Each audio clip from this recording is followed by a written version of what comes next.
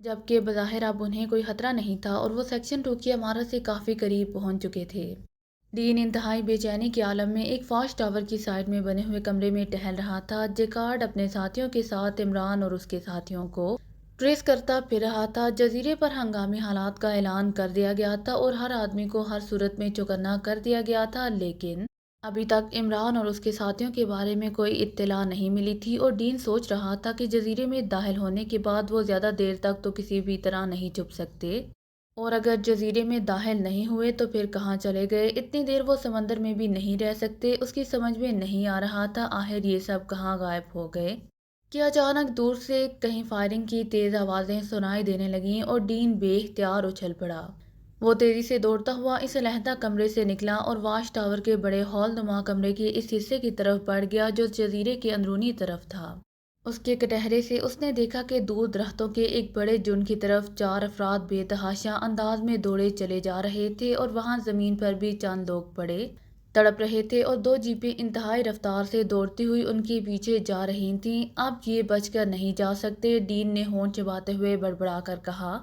लेकिन फिर उसने झुंड के अंदर से फायरिंग की तेज़ आवाज़ें सुनी और एक बार फिर इन 4 अफराद को झुंड से निकलकर एक जीप में बैठते हुए देखा, और इसके साथ ही झुंड की तरफ दौड़कर आने वाले अफराद पर इन जीप में बैठने वालों ने फायर खोल दिया और इसके साथ ही जीप इंतहाई तेज़ रफ्तारी से दौड़ने लगी। लेकिन इसी लम्हे वहां से करीब एक वॉच टावर से इस जीप पर मिसाइल फायर किया गया और खौफनाक धमाके के साथ ही जीप उछली ज़रूर, लेकिन वो उल्टी नहीं। इसी लम्हे दूसरा मिसाइल फायर हुआ लेकिन जीप फिर भी बच गई। कमाल है, ये जीप चलाने वाला आदमी है या जिन। डीन के मुंह से बेख्तियार निकला ही था कि एक और खौफनाक धमाका हुआ और उसने वॉच टावर के पुर्जे फिजा में उड़ते हुए देखे। ओ ये लोग। डीन ने बेख्तियार दोनों हाथों से अपने सर के बाल नोचते हुए चीख कर कहा। जीप इसी तरह इंतहाई तेज रफ्तारी से दौड़ती हुई साहिल के करीब दरख्तों के एक बड़े झुंड की तरफ दौड़ी चली जा रही थी। इसी लम्हे खौफनाक धमाके शुरू हो गए। मुख्तलिफ पॉइंट से अब इस जीप पर फायर किए जा रहे थे और फिर उसने जीप को फिजा में उड़ते और उछलकर झुंड के दरख्तों की तरफ बढ़ते देखा। उसमें सवार अफराद भी फिजा में उड़ते हुए दरख्तों के अंदर जा गिरे थे। बमों के धमाके मुसलसल हो रहे थे। वो मारा, चलो ये ख़त्म तो हुए, डीन ने अचानक बच्चों की तरह खुश होते हुए कहा और तेज़ी से वापस इस तरफ को बढ़ाया जहां स्पेशल ट्रांसमीटर मौजूद था। उसने जल्दी से ट्रांसमीटर पर जेकार्ड की मखसूस फ्रीक्वेंसी एडजस्ट की और फिर बटन ऑन कर दिया। Hello hello dean, calling over. Dean ने बार बार कॉल देना शुरू कर दी। Yes colonel jacquard, attending over. चंद लम्हों बाद ट्रांसमीटर से कर्नल जेकार्ड की आवाज़ सुनाई दी। वो इमरान और उसके साथी मारे गए हैं, मैंने वॉच टावर से खुद देखा है। क्या तुमने देखा है? ओवर। डीन ने बच्चों की तरह खुश होते हुए कहा। हाँ, और मैं वहीं जा रहा हूँ, तुम भी आ जाओ। ओवर। कर्नल जेकार्ड ने कहा। मैं आ रहा हूँ। ओवर एंड ऑल, डीन ने कहा और ट्रांसमीटर ऑफ करके वो तेजी से इस लिफ्ट की तरफ बढ़ गया जो वॉच टावर पर आने जाने के लिए इस्तेमाल होती थी। चंद मिनटों बाद वो नीचे पहुंच चुका था। उसकी खास जीप बाहर मौजूद थी और उसका ड्राइवर आर्थर भी मौजूद था।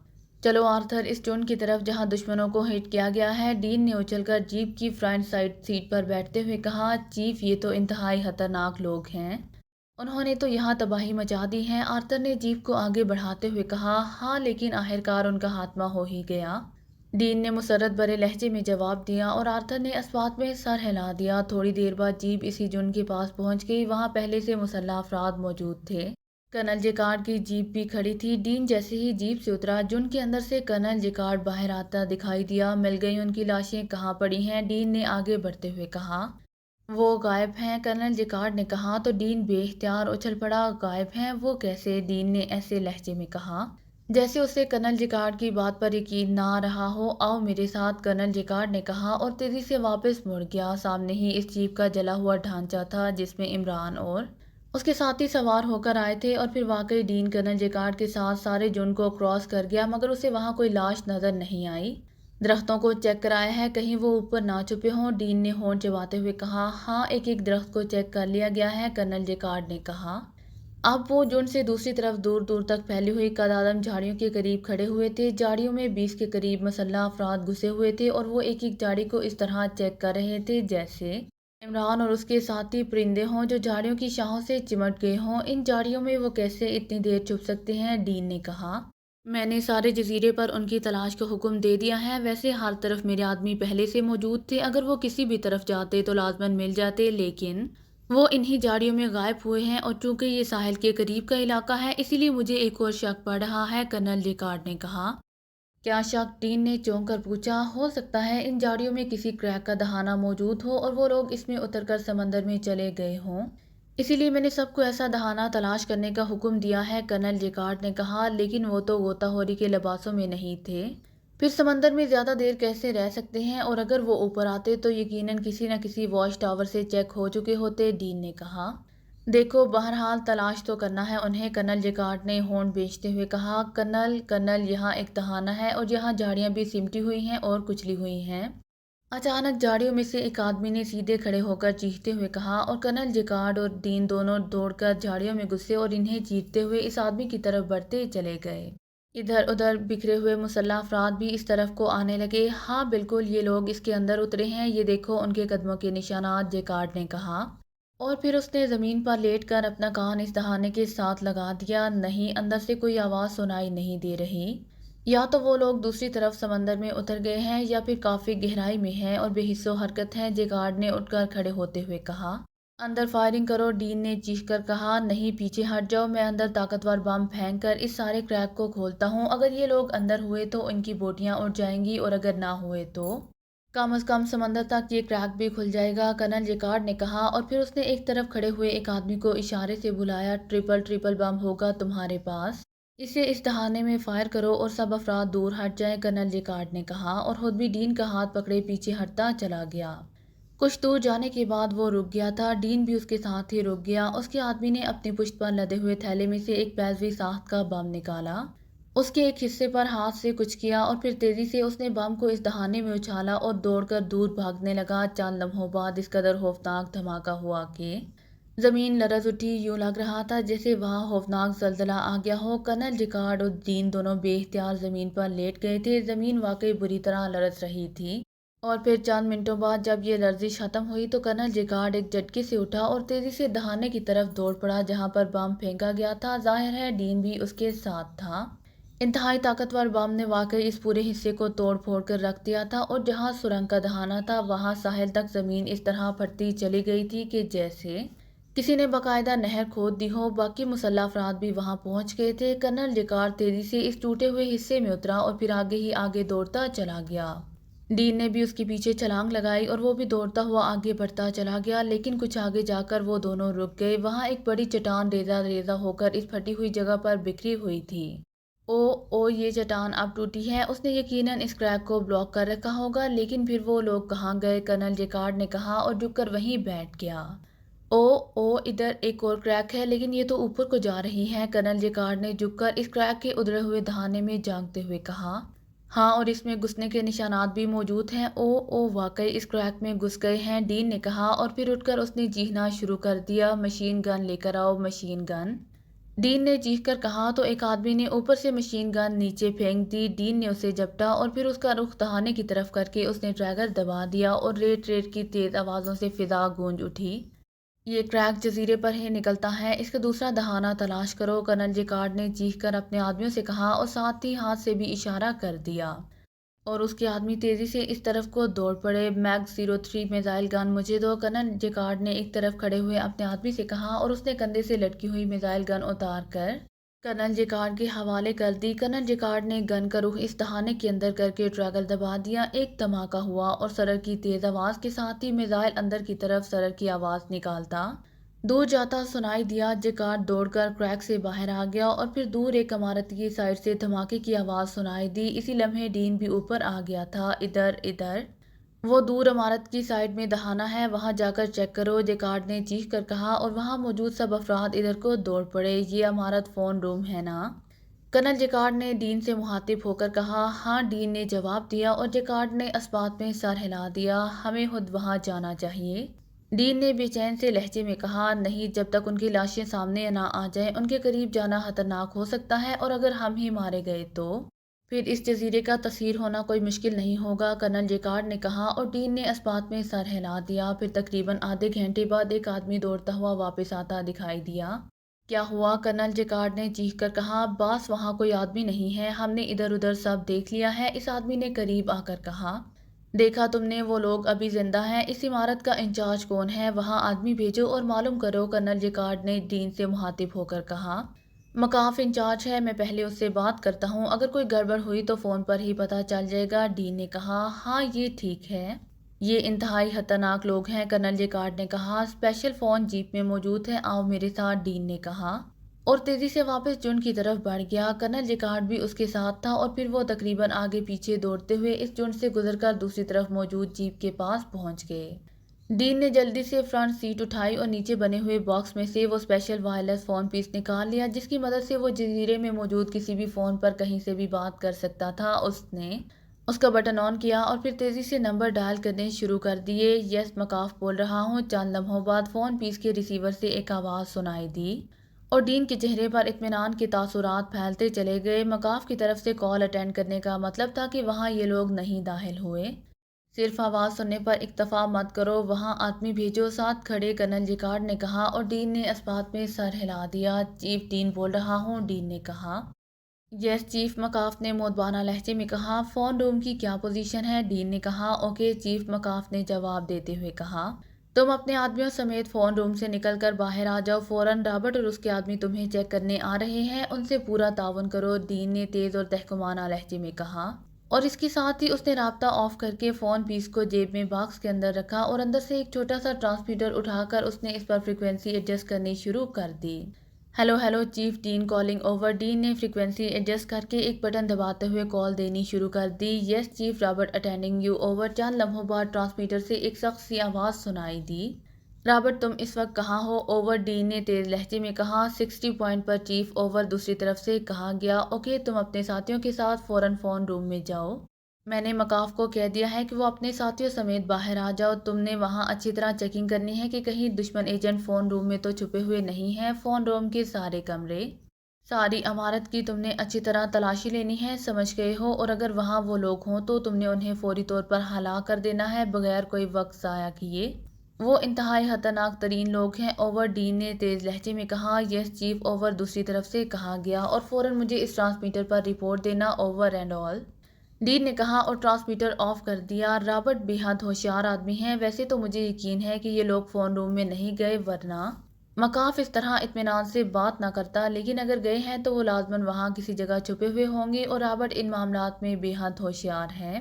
ڈین نے سیٹ سیدھی کر کے ٹرانسمیٹر کو سیٹ پر رکھتے ہوئے کہا۔ یہ رابرٹ کتنی دیر میں وہاں پہنچے گا؟ کرنل جیکارڈ نے ہونٹ چباتے ہوئے کہا۔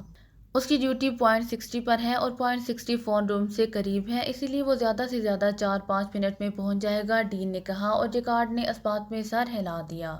یہ عمران آواز بدلنے اور آواز کی نقل کرنے کا بھی ماہر ہے اور میک اپ میں بھی، اب تم نے دیکھا کہ یہ کس طرح جزیرے میں داخل ہوئے اور اب جب یہ بھاگ رہے تھے تو ان کے جسموں پر جزیرے کے محافظوں کی ہی یونیفارم تھی۔ چند لمحوں کی خاموشی کے بعد کرنل جیکارڈ نے کہا، ہاں میں ان کی صلاحیتوں پر واقعی دنگ رہ گیا ہوں، یہ تو مجھے انسانوں کی بجائے مافوق الفطرت لگنے لگ گئے ہیں، انہیں جزیرے تک پہنچنے سے روکنے کے لیے ہم نے کیا نہیں کیا، لیکن اس کے باوجود یہ جزیرے تک نہ صرف صحیح سلامت پہنچ گئے بلکہ اندر بھی داخل ہو گئے، ڈین نے کہا۔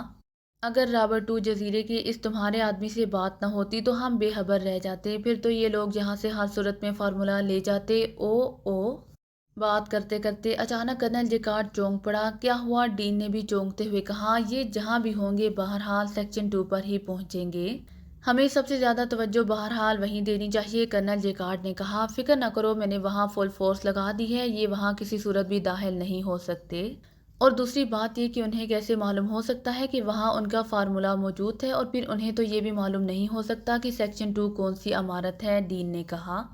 انہیں کسی نہ کسی طرح سب کچھ معلوم ہو جاتا ہے، کس طرح ہوتا ہے یہ کوئی بھی نہیں بتا سکتا، لیکن بہرحال ہو جاتا ہے، تمہارے اس رابرٹ کی رپورٹ آ جائے پھر میں خود وہاں جاتا ہوں، کرنل جیکارڈ نے کہا اور ڈین نے اس بات میں سر ہلا دیا، اور پھر اس طرح انہیں باتیں کرتے ہوئے 10-15 منٹ گزر گئے، لیکن رابرٹ کی طرف سے کوئی کال نہ آئی۔ رابرٹ سے بات کرو، کافی دیر ہو گئی ہے، جیکارڈ نے بے چین سے لہجے میں کہا۔ ہاں، ڈین نے کہا اور سیٹ پر پڑا ہوا ٹرانسمیٹر اٹھا کر اس نے بٹن دبا دیا۔ ہیلو ہیلو چیف، ڈین کالنگ اوور، ڈین نے بار بار کال دینا شروع کر دی، لیکن جب کافی دیر تک کال کے باوجود دوسری طرف سے کال اٹینڈ نہ کی گئی تو ڈین کے چہرے پر پریشانی کے تاثرات پھیلتے چلے گئے۔ او یہ کیا ہوا؟ رابرٹ کال اٹینڈ نہیں کر رہا، میں فون کرتا ہوں، ڈین نے بوکھلائے ہوئے لہجے میں کہا اور ٹرانسمیٹر آف کر کے اس نے جلدی سے سیٹ اٹھائی اور نیچے بنے ہوئے باکس میں موجود فون پیس اٹھا کر اس نے ٹرانسمیٹر اندر رکھا اور فون پیس کو آن کر کے اس نے تیزی سے بٹن دبانے شروع کر دیے۔ بیل جا رہی ہے لیکن وہاں سے کوئی اٹینڈ نہیں کر رہا۔ یہ کیسے ہو سکتا ہے؟ ڈین نے کہا۔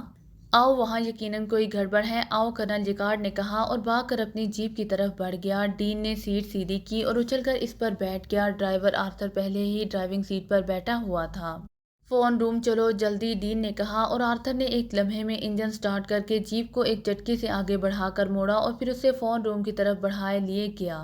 کرنل جیکارڈ کی جیپ اس کے عقب میں تھی۔ تھوڑی دیر بعد دونوں جیپیں فون روم کے کھلے دروازے کے سامنے پہنچ کر رک گئیں اور ڈین جیپ رکتے ہی اچھل کر نیچے اترا اور دوڑتا ہوا کھلے دروازے سے اندر داخل ہو گیا۔ اس کے پیچھے کرنل جیکارڈ بھی دوڑتا ہوا آیا اور پھر وہ دونوں چند لمحوں بعد جب فون روم کے ہال میں پہنچے تو اس طرح ٹھٹک کر رک گئے جیسے چابی والے کھلونوں کی چابی ختم ہو جانے پر وہ یکلحد رک جاتے ہیں۔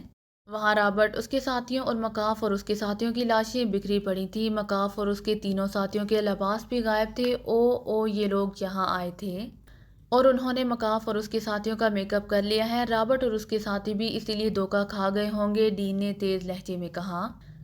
اب ہمیں لازماً سیکشن 2 کی حفاظت کرنی چاہیے اور کوئی صورت نہیں ہے، کرنل جیکارڈ نے کہا اور مڑ کر واپس بیرونی دروازے کی طرف دوڑ پڑا۔ ڈین بھی اس کے پیچھے تھا۔ سیکشن 2 خاصی وسیع عمارت تھی اور یہ عمارت اس انداز میں بنائی گئی تھی جیسے قدیم زمانے میں کوئی جنگلی قلعہ بنایا جاتا تھا۔ چاروں طرف انتہائی مضبوط، ٹھوس اور اونچی فصیل نما دیوار تھی اور اس دیوار کے اوپر جگہ جگہ روزن بنے ہوئے نظر آ رہے تھے اور یہ روزن تاریک تھے۔ اس کا مطلب تھا کہ یہ ان کی دوسری طرف بھی بند جگہ ہے۔ عمارت کے گرد مسلح افراد تقریباً 20-20 گز کے فاصلے پر دو دو کی تعداد میں موجود تھے اور وہ اس طرح چوکنا نظر آ رہے تھے جیسے انہیں کسی بھی لمحے کسی طرف سے حملے کا خطرہ ہو۔ فصیل کے درمیان ایک بڑا سا پھاٹک تھا جو فولادی تھا اور بند تھا اور اس کے باہر 8 مسلح افراد موجود تھے۔ واہ، یہ تو پورا قلعہ ہے، عمران نے سیکشن 2 کی عمارت کا جائزہ لیتے ہوئے کہا۔ وہ اس وقت اس عمارت سے کچھ فاصلے پر گھنی جھاڑیوں کی اوٹ میں موجود تھے۔ فون روم سے نکلنے کے بعد وہ سیکشن 2 کی عمارت کی طرف اس طرح بڑھ رہے تھے جیسے ان کا تعلق بھی یہاں کے حفاظتی دستے سے ہو، چونکہ یہاں موجود سب افراد ایک ہی رنگ اور قسم کی یونیفارم استعمال کرتے تھے، اس لیے اس یونیفارم کی وجہ سے دور سے ان پر شک نہیں کیا جا سکتا تھا اور صرف نزدیک آ کر ہی پہچانا جا سکتا تھا۔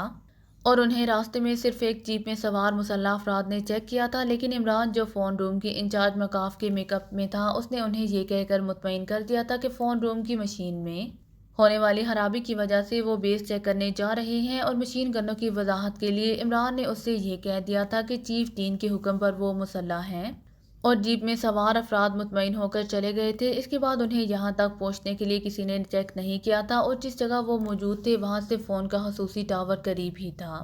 یہاں چونکہ اونچی جھاڑیاں تھیں اسی لیے وہ ان کی اوٹ میں ہو کر اطمینان سے سیکشن 2 کی عمارت کا جائزہ لینے میں مصروف تھے۔ ہو سکتا ہے انہوں نے فارمولا اور اس سائنسدان کو یہاں سے شفٹ کر دیا ہو، صفدر نے کہا۔ اگر ایسا ہوتا تو اس کی حفاظت اس انداز میں نہ کی جا رہی ہوتی، اور دوسری بات یہ کہ انہیں یہ معلوم نہیں ہو سکتا کہ ہمیں اس بات کا علم ہو چکا ہے کہ سائنسدان سیکشن 2 کی عمارت میں ہیں اور سیکشن 2 کی عمارت کون سی ہے؟ ظاہر ہے اس پر کوئی بورڈ تو لگا ہوا نہیں ہے، عمران نے وضاحتی انداز میں تجزیہ کرتے ہوئے کہا۔ لیکن عمران صاحب، اس عمارت کی اس انداز میں حفاظت ہی بتا رہی ہے کہ انہیں خطرہ ہے کہ ہم اس عمارت پر ریڈ کریں گے، ہاور نے کہا۔ ہاں، ہو سکتا ہے، بہرحال ہم نے اس عمارت کے اندر جانا ہے، اگر وہ سائنسدان وہاں موجود ہے تو ٹھیک، ورنہ پھر اسے کہیں اور تلاش کریں گے، عمران نے کہا۔ تو پھر سوچ کیا رہے ہو؟ چلو پھاٹک کی طرف، جو ہوگا دیکھا جائے گا، تنویر نے منہ بناتے ہوئے کہا۔ نہیں، اس طرح کے حالات میں ایسا اقدام صریحاً خودکشی کے مترادف ہے، عمران سے پہلے صفدر بول پڑا۔ عمران صاحب، اتنی بڑی عمارت میں یقیناً ڈرین سسٹم ہوگا جسے انہوں نے سمندر کے ساتھ لنک کیا ہوا ہوگا، اگر ہم اس سسٹم کو تلاش کر لیں تو اندر جانے کا اسکوپ بن سکتا ہے، ہاور نے کہا۔ نہیں، میں ایسے گندے راستے سے نہیں جا سکتا، ہمارے پاس بم موجود ہیں، مشین گنیں ہیں، اگر تم نہیں جانا چاہتے تو یہیں رکو، میں جاتا ہوں اندر، تنویر نے کہا۔ اور پھر اس سے پہلے کہ مزید کوئی بات ہوتی، اچانک دو جیپیں انتہائی تیز رفتاری سے دوڑتی ہوئی پھاٹک کے سامنے آ کر رکیں اور پھاٹک پر موجود مسلح افراد اس طرح اٹینشن ہو گئے جیسے آنے والے ان کے لیے بے حد اہمیت رکھتے ہوں۔ دونوں جیپوں سے ایک ایک آدمی اترا اور انہوں نے ادھر ادھر دیکھا اور محافظوں کے ساتھ باتیں کرنے لگے۔ او میں پہچان گیا، یہ درمیانے قد والا کرنل جیکارڈ ہے، اسے میں نے اسرائیل میں ایک مشن کے دوران دیکھا تھا، کاش ہمارے پاس میک اپ باکس ہوتا تو اس جیکارڈ کے روپ میں ہم آسانی سے اندر پہنچ جاتے، عمران نے بڑبڑاتے ہوئے کہا۔ اسی لمحے وہ دونوں افراد ایک پر پھر جیپوں میں بیٹھے اور جیپیں آگے بڑھیں۔ دونوں جیپوں نے عمارت کے گرد راؤنڈ کیا اور پھر تیزی سے بائیں ہاتھ پر آگے بڑھتی ہوئی ان کی نظروں سے غائب ہو گئیں۔ میک اپ باکس تو اس فون روم میں ہیں، یا تو وہاں چلیں، صفدر نے کہا۔ نہیں، اب تک وہاں لاشیں چیک ہو چکی ہوں گی، اور دوسری بات یہ کہ وہاں سے ایک بار تو ہم یہاں پہنچ گئے ہیں، دوسری بار نہیں پہنچا جا سکتا۔ اور جہاں تک ڈرین سسٹم کو تلاش کرنے والی بات ہے تو اس کا دہانہ بہرحال ساحل کے آخری کنارے پر ہوگا اور ہم باہر نہیں جا سکتے۔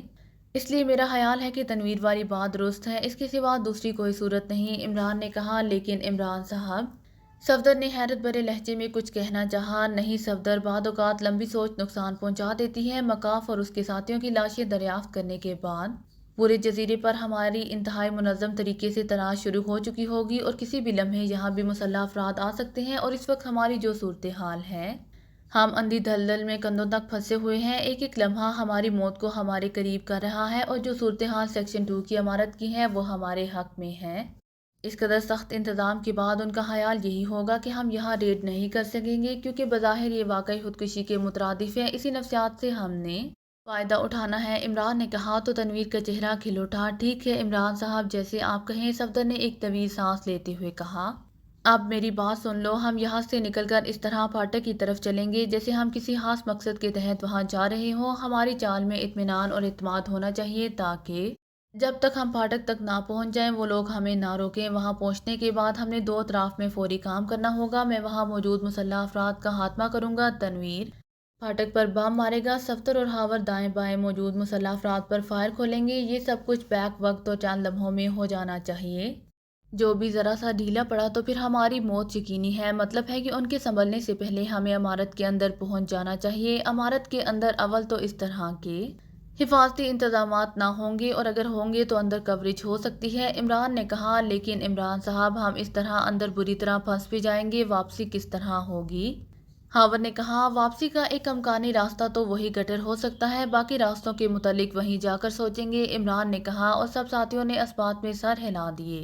اوکے، پھر بسم اللہ پڑھ کر چلتے ہیں، اللہ تعالیٰ ہماری حفاظت بھی کرے گا اور ہمارا حامی و ناصر بھی ہوگا، عمران نے کہا اور اٹھ کھڑا ہوا۔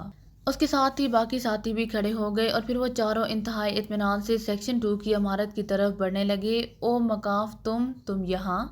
اچانک سب سے قریب دو مسلح افراد میں سے ایک نے حیرت بھرے لہجے میں کہا۔ ہاں، ایک تکنیکی کام کی وجہ سے آنا پڑا ہے، عمران نے مکاف کے لہجے میں مسکراتے ہوئے کہا، اور اس آدمی نے اس بات میں سر ہلا دیا۔ پھاٹک کے سامنے کھڑے ہوئے 8 مسلح افراد حیرت سے انہیں آتے دیکھ رہے تھے۔ او یہ مکاف ہے، اور مکاف تو ہلاک ہو چکا ہے، یہ دشمن ہے، اچانک ان میں سے ایک نے چیختے ہوئے کہا۔ فائر، عمران نے چیخ کر کہا، اور پھر تو جیسے اس جگہ قیامت سی ٹوٹ پڑی۔ عمران کی مشین گن نے انتہائی برق رفتاری سے راؤنڈ برسٹ مارتے ہوئے ان 8 افراد کو اڑا دیا، جبکہ ہاور اور صفدر کی مشین گنوں نے دائیں بائیں موجود افراد کا خاتمہ کیا، اور تنویر نے باوجود فاصلہ ہونے کے پوری قوت سے بازو گھما کر بم پھاٹک پر مارا، اور اس کے ساتھ ہی وہ سب پھاٹک کی طرف دوڑ بھی رہے تھے، اور دوڑتے ہوئے یہی عمل مسلسل جاری تھا، جبکہ اب عمران بھی ہاور اور صفدر کی طرف دوڑتے ہوئے فائرنگ کر رہا تھا، کیونکہ دونوں طرف زیادہ مسلح افراد تھے۔ جب تک وہ پھاٹک تک پہنچتے، تنویر 3 بم پھاٹک پر مار چکا تھا، اور پھاٹک کا ایک حصہ ان بموں سے اڑایا جا چکا تھا، اور پھر وہ سب اچھل کر چھلانگیں لگاتے ہوئے پھاٹک کے ٹوٹے ہوئے حصوں سے اندر جا پہنچے۔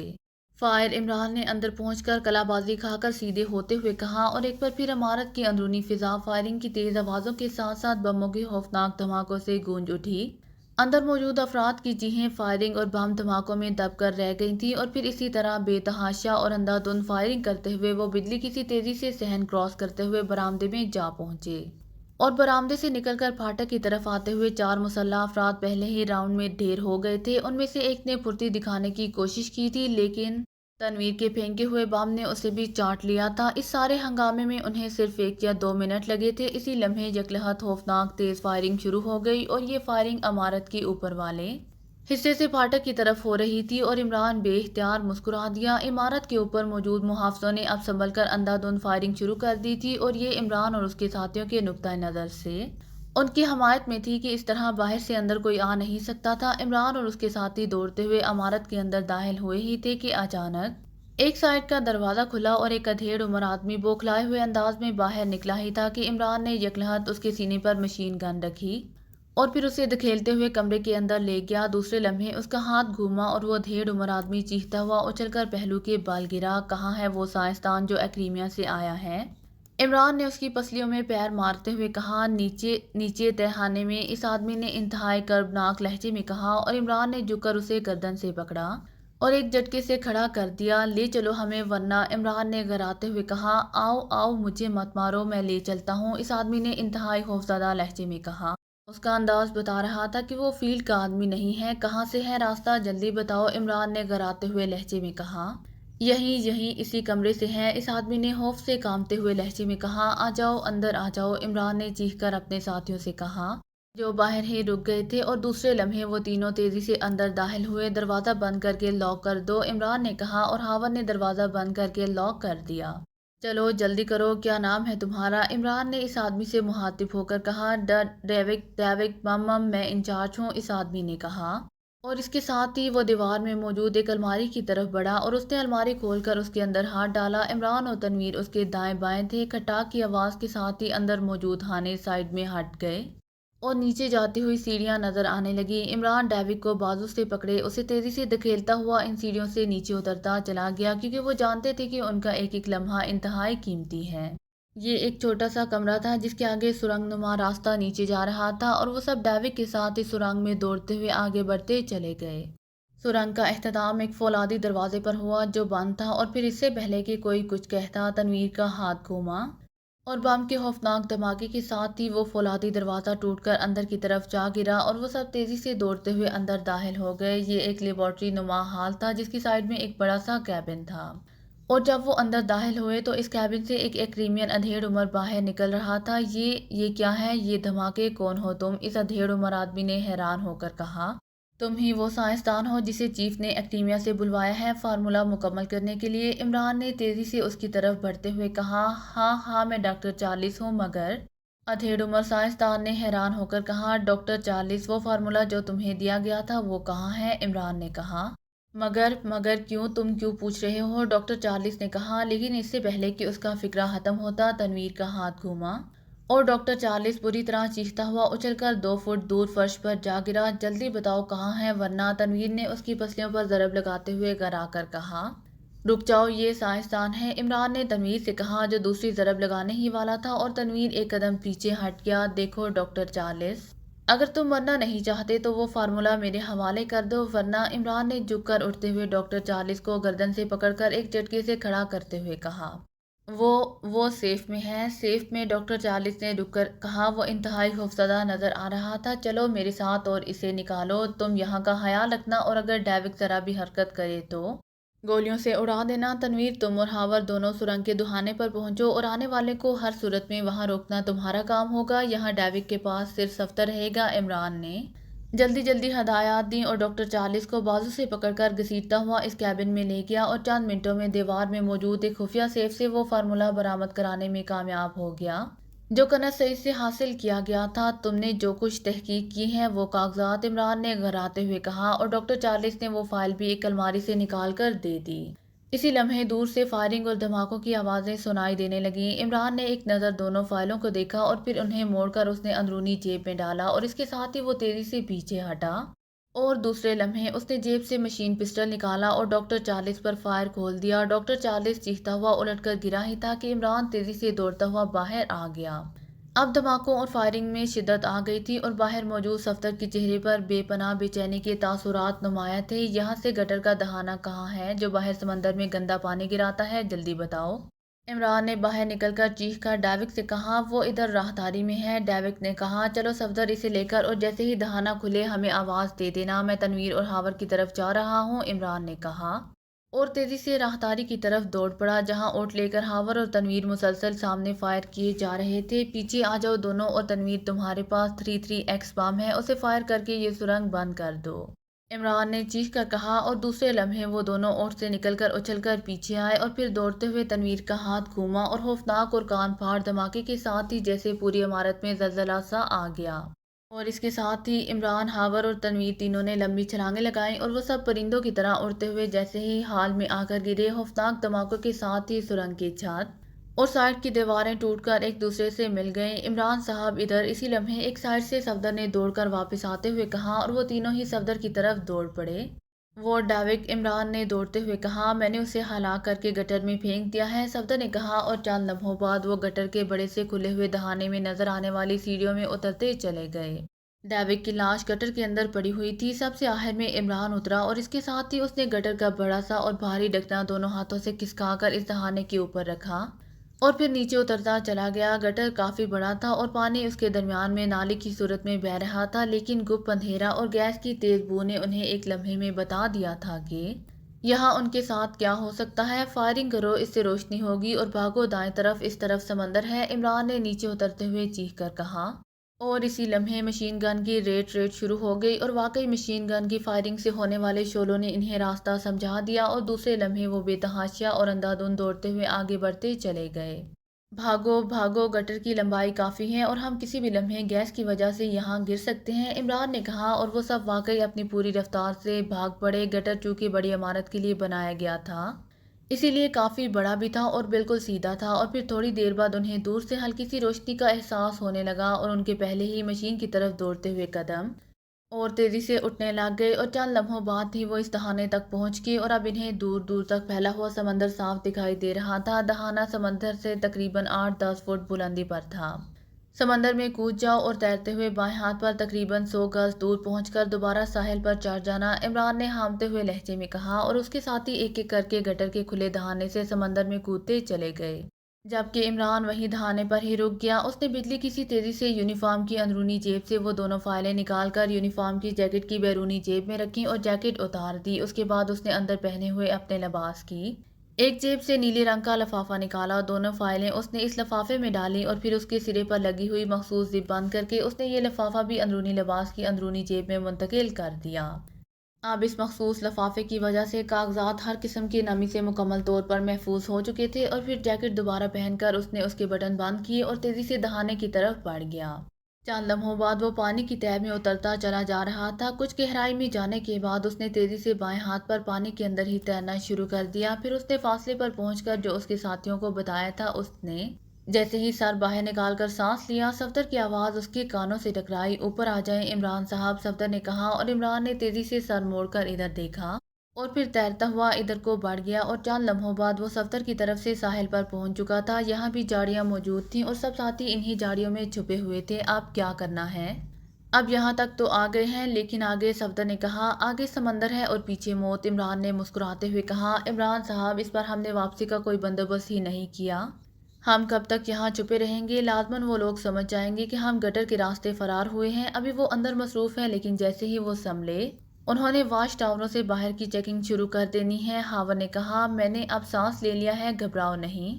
کم از کم اتنا تو ہو گیا کہ ہم بہرحال وہ فارمولہ ان کے قبضے سے نکال لائے ہیں۔ اب ہمیں وہاں پہنچنا ہوگا جہاں ہمارے جدید غوطہ خوری والے لباس موجود ہیں۔ اسی لیے میں نے تمہیں بائیں ہاتھ جانے کے لیے کہا تھا، لیکن ہم نے پانی کے اندر تیر کر جانا ہے۔ آؤ، عمران نے کہا، اور ایک بار پھر اٹھ کر وہ سمندر کی طرف بڑھ گیا، اور دوسرے لمحے اس نے پانی کے اندر چھلانگ لگا دی۔ اس کے پیچھے اس کے ساتھی بھی تھے، اور پھر وہ پانی کے اندر ہی تیزی سے تیرتے ہوئے آگے بڑھتے چلے گئے۔ سانس لینے کے لیے وہ ایک لمحے کے لیے سطح پر جاتے اور پھر غوطہ لگا کر آگے بڑھتے چلے جا رہے تھے۔ اگر آپ کو میری ویڈیو پسند آئے تو please like, share and subscribe کرنا مت بھولیے گا۔ جزاک اللہ۔